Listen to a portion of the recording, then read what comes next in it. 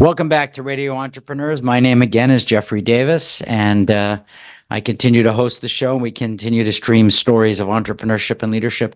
Every week, we like to check in with the one and only fabulous Marc Z Moment, for our Marc Z Moment. What's up, Marc? A lot, I know. Jeff, there's continually things going on in the employment landscape. What I thought I would discuss today is what we're finding it's really important are a lot of companies and organizations, particularly the smaller organizations, are using personality profiles more. And what's interesting, after they have the first interview with the candidate, they're then sending the candidate a profile for the candidate to complete. And basically, the profile is something that's designed for each particular position, and a lot of times the characteristics that would go into somebody potentially being successful in the role.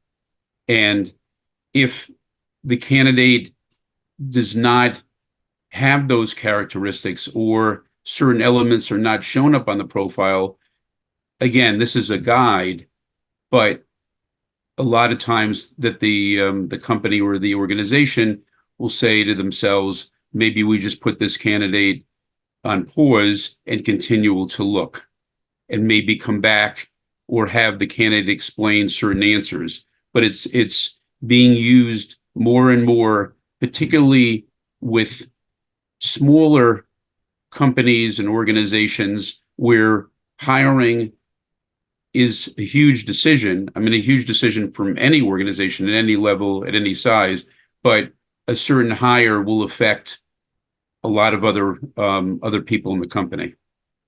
Well, just to give you a contrary opinion, a little bit more perspective, most people are successful hiring only 3 out of 10 times. And I would say there's a reason small companies are using it more than large companies. And that's because it's a little bit of pop psychology, and it makes life a little bit easier, and it helps to make a simple decision to move on.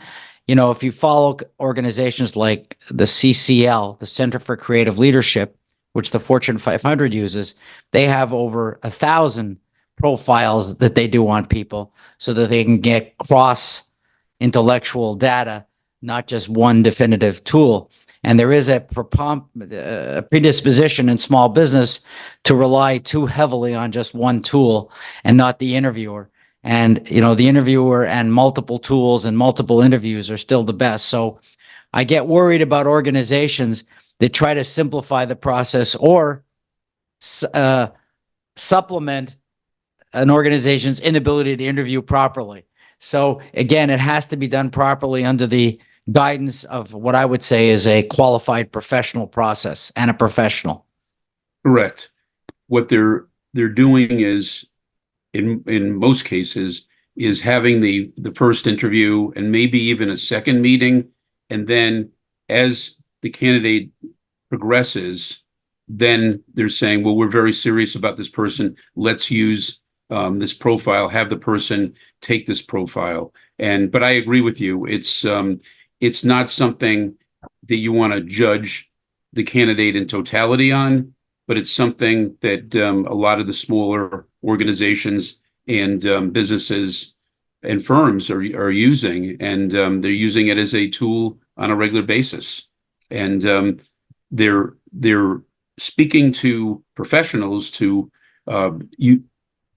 oversee that profile process, but it's definitely a big factor in the decision-making process.